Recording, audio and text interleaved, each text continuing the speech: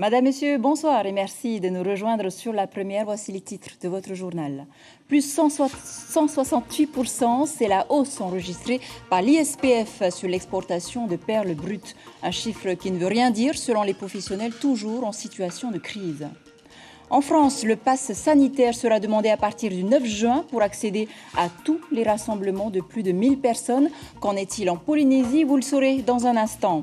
Un pass sanitaire qui sera nécessaire sur les liaisons aériennes. On en parle avec Michel Monvoisin, PDG d'Air Tahiti Nui, notre invité. Bonsoir, à tout à l'heure. Comment optimiser l'élevage de Parahapewe victime d'une bactérie? La solution résiderait dans une algue originaire de Moorea, immersion au centre de recherche de la direction des ressources marines à Vairao. Le festival Tahiti Tiamai pour célébrer le 140e anniversaire du Heibai Tahiti démarre le 29 juin sur la place Toata. 14 groupes de danse et 9 troupes de chant sont attendus, dont Hitireva. On en parle avec Jackie Briand, auteur des spectacles de la troupe. Il sera en direct avec nous de Whareute en pleine répétition. Bonsoir Jackie. Enfin, un gros plan sur le Heibai Takapoto. 200 danseurs et danseuses, musiciens de l'atoll se préparent pour les festivités du mois de juillet. C'est à voir en fin de ce journal. L'ISPF voit des signes d'embellie sur les exportations de perles brutes. Leurs chiffres le montrent. Les ventes ont généré 1,18 milliard de francs au premier trimestre de cette année. Une hausse de 168% par rapport au premier trimestre de 2020. Une hausse toutefois insignifiante pour les professionnels. Selon eux, le secteur de la perle n'est pas sorti du marasme. Brigitte Olivier et Marouki Duri. Au premier semestre 2021, la Polynésie a exporté pour 1,178 milliard de perles contre 439 millions en 2020, soit 168% d'augmentation. Voici des chiffres qui devraient réjouir les principaux acteurs du monde de la perle en Polynésie. Oui, mais voilà, ces chiffres, on peut leur faire dire ce que l'on veut sans analyse. Les faits sont tout autres. Je vais simplement dire que dans la réalité, c'est faux. Bien sûr, il y a une petite augmentation, mais pourquoi? Parce qu'on vient de zéro. Quand on vient de zéro et qu'on vend 3, eh ben, ça fait une petite augmentation. Mais ça n'a rien à voir avec ce qui existait avant. Et pire encore, les acheteurs ne prennent que des perles de moyenne qualité. On nous demande des perles CD. On vend plus de AB, on vend des CD. Pourquoi? Parce que ça correspond à la baisse de l'économie mondiale. Les gens n'ont plus d'argent dans tous les pays, pas seulement chez nous. Partout, les gens n'ont plus d'argent. Donc, on vend du produit de moyenne gamme. C'est plus accessible pour les acheteurs. Les perliculteurs sont d'accord avec ces arguments. Arikitea, l'un d'entre eux, explique que le gouvernement est responsable de cette déferlante de perles de piètre qualité sur le marché asiatique. Le comité de gestion de la perle de Mangareva demande donc aux producteurs de baisser de 6 000 à 2 500 le nombre de nacres par hectare pour redonner du lustre à ce produit qui doit rester exceptionnel. C'est déjà mis en place. Je ne sais pas comment on va faire parce que si il y a plus, moi je surpasse le quota. Il faudra dire au personnel, il faudra réduire aussi. À la chinoise qui greffe toute la journée, je crois qu'il faut réduire à mi-temps. Bon, je ne sais pas comment ils vont faire, mais je ne sais pas, mais ils vont râler. Tous dans le monde de la perle attendent donc maintenant un contrôle plus sévère à l'exportation et la réouverture de toutes les destinations où l'on achète et à bon prix. Et notez que le prix moyen au gramme est actuellement de 500 francs contre 23 000 pendant les années fastes. Tourisme, c'est le précieux sésame que tout le monde attend, le pass sanitaire. Le texte vient d'être définitivement adopté par le Parlement aujourd'hui. Ce pass devra être présenté par chaque passager à partir du 9 juin en France et dès le 1er juillet en Europe. Un sauf-conduit pour voyager facilement de l'avis des compagnies aériennes. Mais sa mise en place en Polynésie semble compliquée. Natacha Silagi, James O et Marcel Bonneau. Montre-moi ton passe sanitaire, je te dirai qui tu es. La France et l'Europe s'y mettent, la Polynésie aussi. Il faudra bientôt décliner son identité Covid. Soit vous êtes vacciné, soit vous avez eu le Covid, soit vous êtes négatif au test. Je pense que c'est très bien et ça nous permet de pouvoir voyager plus sereinement. Et voilà. C'est obligé de te faire vacciner pour partir si jamais il faut ce passeport. Je pense que le passeport sanitaire est une bonne chose pour protéger les habitants de tel ou de tel pays. Objectif, plus de confort pour les passagers et moins de contraintes pour les compagnies. Pour l'instant, les passagers qui doivent prendre des vols doivent montrer des preuves, notamment de vaccination ou de tests, et que ces preuves sont pas faciles pour nous à contrôler, puisque les compagnies aériennes ont la mission de la contrôler avant que les clients puissent embarquer sur nos vols. Simplifier les démarches pour savoir directement si le passager est éligible, oui, mais les autorités vont devoir uniformiser les procédures en reliant tous les services concernés. Tout n'est pas encore totalement établi, puisque ça fait l'objet des discussions à l'Assemblée nationale en ce moment. Mais l'idée, c'est d'avoir donc sur un support, on va dire, informatisé et sécurisé, l'ensemble des données relatives aux éléments sanitaires du passager. La nouvelle application Tous Anti-Covid Carnet sera disponible prochainement. Pas encore de date arrêtée pour la Polynésie. Plus de 30 millions de personnes l'ont déjà téléchargée en Europe. Michel Monvoisin, merci d'être avec nous sur ce plateau. On vient de le voir, le pass sanitaire va devenir un passeport obligatoire pour voyager. Votre compagnie prévoit de la tester quand exactement ? Obligatoire non, parce que le papier reste toujours... Le pass sanitaire, c'est quoi en fait ? Parce qu'on en fait tout un monde. C'est la numérisation des papiers que vous devez produire, ce que vous venez de montrer, les attestations, comme quoi vous avez été vacciné, si vous n'avez pas été vacciné, comme quoi vous êtes immunisé, votre test RT-PCR. Donc effectivement, au lieu d'avoir tous ces papiers, c'est numérisé, c'est protégé. Mais bon, il y a encore, effectivement, on l'a vu, c'est en train d'apparaître. Ce qui serait important, c'est qu'il y ait un standard. Il faut qu'il y ait un standard international. Dans les compagnies, nous, on s'adaptera dès lors qu'un choix aura été fait. Et il semblerait qu'en métropole, on se dirige vers l'application Tous Anti-Covid. On s'adaptera et on se préparera. Alors justement, le pass sanitaire numérique, Air France le teste depuis le mois d'avril sur les liaisons départ de Paris vers la Corse et l'Outre-mer. Vous avez eu des retours? Est-ce que c'est vraiment pratique pour... J'ai pas eu de retour d'Air France, mais Air France teste, je crois même, 2 applications différentes. C'est ce que je disais précédemment, il faut un standard. Beaucoup d'entreprises privées se sont mises sur ce créneau. IATA en a développé un également. Donc à un moment donné, il faudra faire un choix. Nous, ce qu'on attend au niveau des compagnies, c'est vraiment qu'il y ait un standard international. Sinon, il faudra pouvoir lire un pass sanitaire en fonction du pays où se rend le passager, ce qui va complexifier, ce qui risque effectivement de complexifier le passage et l'enregistrement pour nos passagers. Donc non, aujourd'hui, la priorité n'est pas là, je crois, au niveau du pays. Il y a une volonté, effectivement, puisqu'on a eu des réunions, on sent qu'il y a une volonté d'aller vers le modèle français, qui est le Tous Anti-Covid. Mais il y a des écueils, c'est plutôt des écueils techniques, parce que, c'est quoi? Comme je disais, c'est de la numérisation, mais à un moment donné, il faut que les laboratoires, les autorités sanitaires qui vous ont testé et qui vont délivrer cette attestation, puissent le charger dans un serveur, lequel serveur générera le code barre. Donc tout ça, c'est des étapes techniques, et là, il y aura un peu de travail. Vous savez, regardez, on a été vite ces derniers temps quand même. 1er mai, ouverture aux États-Unis. Ensuite, il fallait que 70% de la population soit vaccinée pour ouvrir la métropole. Maintenant, on a fait un virage à 180 degrés. Le 9 juin, on se réouvre. On va très vite. Donc, ça veut dire que les autorités doivent s'adapter. Nous, on doit s'adapter. Les autorités doivent s'adapter aussi sur les protocoles. Il faut saluer quand même le travail qui a été fait par l'État et le pays pour se mettre là. C'est très court, le 9 juin. Et on sera prêt pour tout le monde. Garantie vous allez être prêt, vous, pour le 9 juin, justement? Oui, nous, on sera prêt pour le 9 juin. On s'est réunis avec l'État et le pays. Ils seront prêts pour le 9 juin, tout le monde sera prêt pour le 9 juin, donc c'est déjà une prouesse. Donc je pense que le pass sanitaire viendra dans un deuxième temps, parce que dans un premier temps, il y a effectivement, parce qu'en plus en Polynésie, on a des protocoles spécifiques, et notamment les TIS. Et les TIS aujourd'hui déjà nous simplifient pas mal le travail, d'autant que l'État et le pays vont converger sur un accès unique via les TIS, c'est-à-dire les contrôles qui étaient faits également par l'État sur les motifs impérieux le seront via les TIS. Donc tout ça nous simplifie la vie. Je pense que le pass sanitaire, s'il viendra dans un deuxième temps. Il arrivera très probablement, mais ça sera dans un deuxième temps. Michel Monvoisin, ce sera aussi le mot de la fin. Merci beaucoup d'avoir répondu à nos questions. Au chapitre social maintenant, les 72 salariés de Sabena Technique sont toujours dans l'expectative. Ce matin, les délégués syndicaux ont été reçus par le haut-commissaire Dominique Saurin, qui les a assurés de son soutien. Le temps presse pourtant, selon les syndicats, les licenciements seront effectifs début juillet. En comparution immédiate, depuis ce matin, les 9 prévenus impliqués dans un trafic de cannabis entre Hua Hin et Tahiti ont été jugés.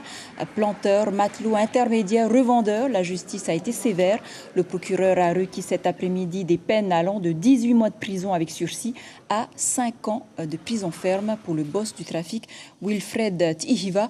La décision du tribunal est attendue ce soir. Voilà qui referme ce volet judiciaire. C'est un poisson très apprécié, le Parahapewe. En 4 ans, sa production a chuté de moitié, passant de 24 tonnes en 2016 à 10 tonnes aujourd'hui. La cause, une bactérie présente en milieu marin qui s'attaque aux élevages. Les chercheurs de la Direction des ressources marines testent actuellement une algue miraculeuse dans la lutte contre ces bactéries pour optimiser la production locale. Caroline Fari, Ismaël Tahiata et Hiro Terurotoa. On l'appelle l'algue Asparagopsis, une algue rouge providentielle. Mélangée dans ces aliments destinés à l'élevage de Parahapewe, elle devrait permettre aux poissons arrivés à 10 grammes de résister à la bactérie tueuse en milieu marin. Vous avez vu, on a 2 types d'aliments. L'aliment préparé ici, mélangé avec l'algue Asparagopsis taxiformis, qu'on va placer en premier sur le tapis de nourrissage pour être sûr qu'ils vont bien ingérer ça.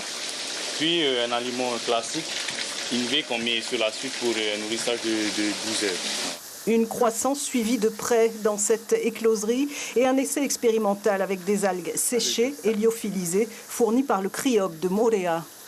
Ça fait une semaine aujourd'hui que les poissons sont dans ces bacs et on suit la croissance et les mortalités éventuelles qui peuvent arriver. Une fois que c'est fait, une fois qu'on aura fait les 4 semaines de cette phase-là, on l'appelle l'alvinage. Une fois que c'est fait, ces animaux vont être transférés en cage pendant 2 mois pour suivre éventuellement les mortalités qui peuvent apparaître lorsque les animaux sont transférés en lagon du fait de la présence de cette bactérie dans le lagon.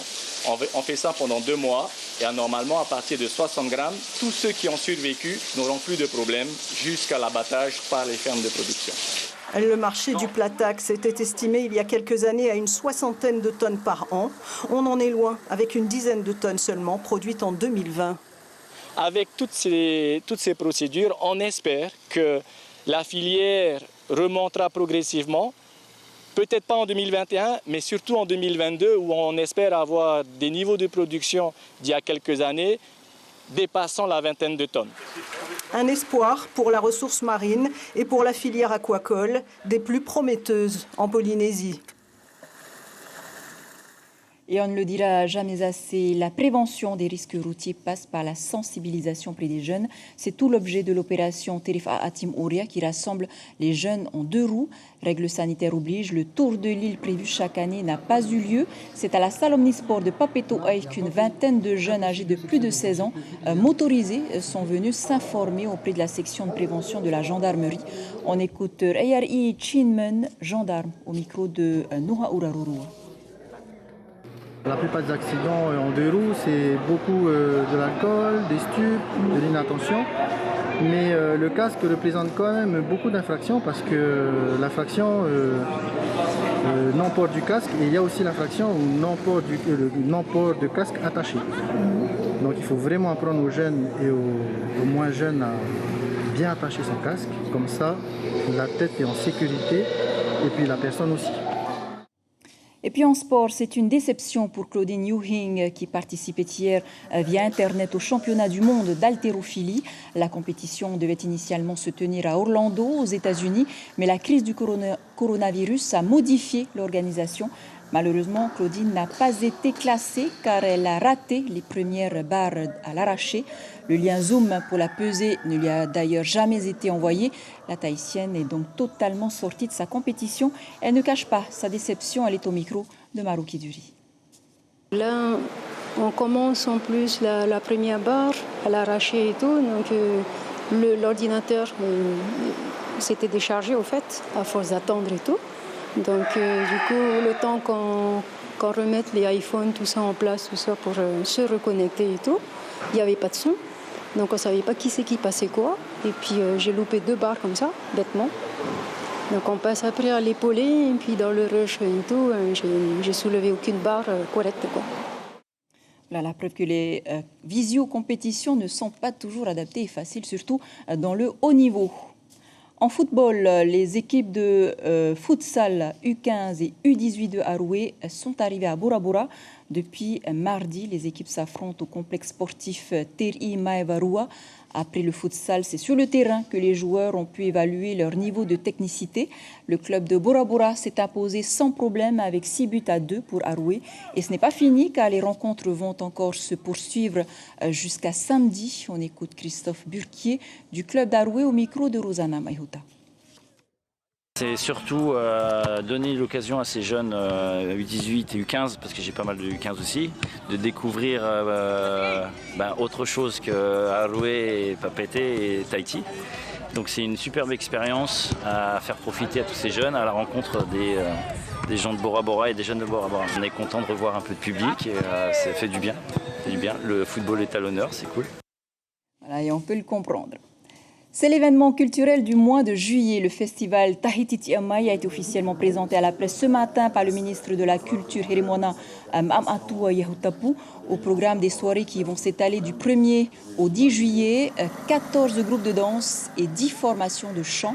C'est la troupe de Matani Kainuku, Nonahere, qui ouvrira le festival avec à nouveau une légende de Mahina. Mais c'est avec Hitireva que nous avons rendez-vous ce soir. Nous allons rejoindre Jackie Briand en direct de Fareouté, où la troupe est en train de répéter. Jackie Briand, vous allez présenter un spectacle qui serait un condensé de ce que vous avez fait durant toutes ces années. C'est bien ça? C'est exact. Avec Kehao, qui est chef de troupe, et l'équipe avec qui on travaille, les musiciens, les répétiteurs, nous avons décidé que pour ce festival tout à fait particulier, c'était de présenter aussi un spectacle tout à fait particulier qui va reprendre des tableaux qui ont tous été primés depuis 2009. Ce sont des prestations que nous avons réalisées à Tuata, mais aussi sur le Mare Araro. Et donc ce sont des extraits avec les meilleurs danseurs, le OTA Parima primé, Hivina primé. C'est une combinaison de toutes ces prestations qui nous ont permis d'avoir aujourd'hui une signature particulière de Hitireva avec cette troupe. Aujourd'hui réduite comme toutes les autres troupes, avec 80 artistes, danseurs, danseuses et 20 personnes aux percussions. Alors justement, la troupe a dû se réadapter aux normes sanitaires. Il n'y a pas eu des danseurs qui se sont sentis un peu lésés du coup? Si, évidemment. Hitireva a l'habitude de danser avec son garçon et son fille.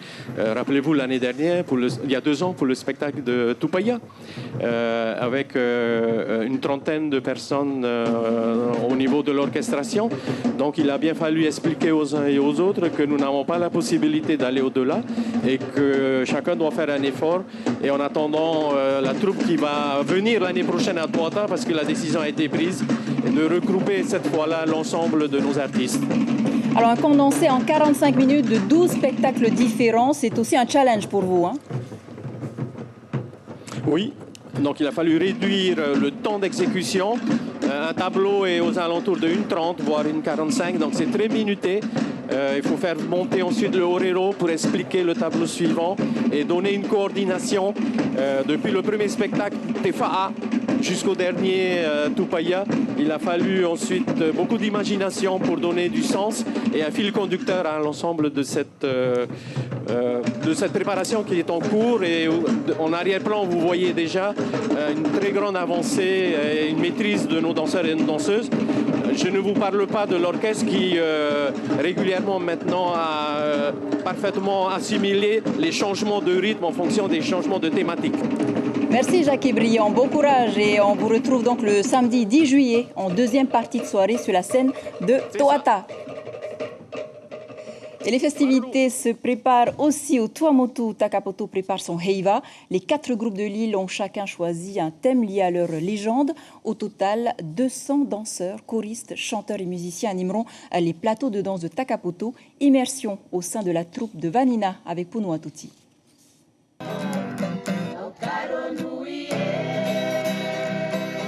Les sons des guitares, des choréros et des danses annoncent la couleur.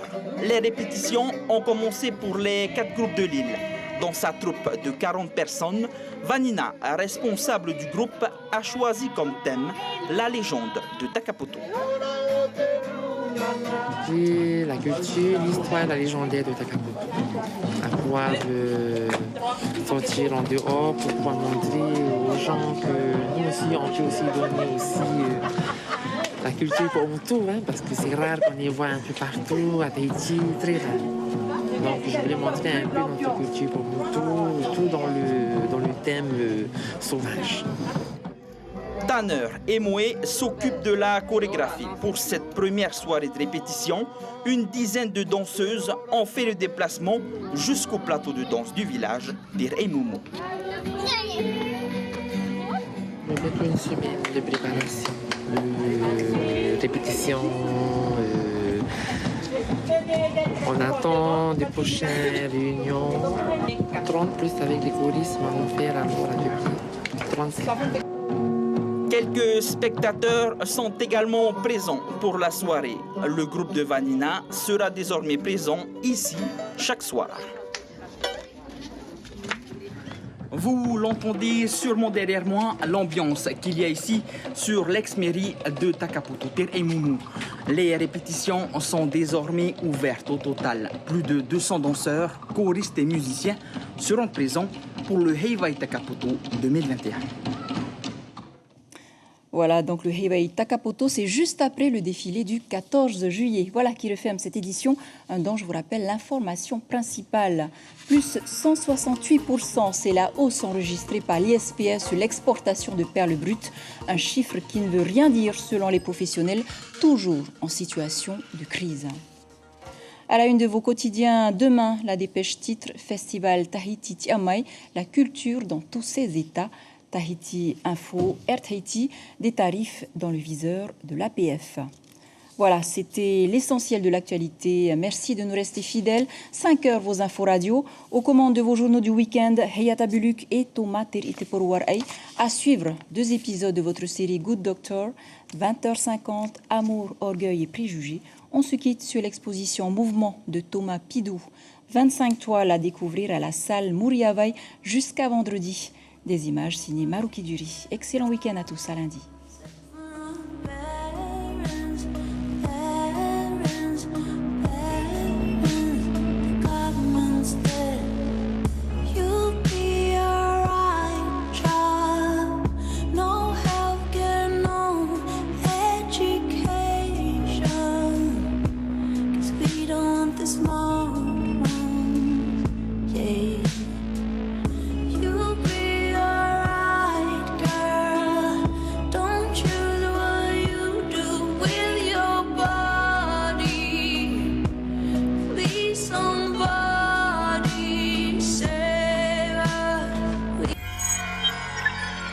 Retrouvez ce programme en replay sur notre site internet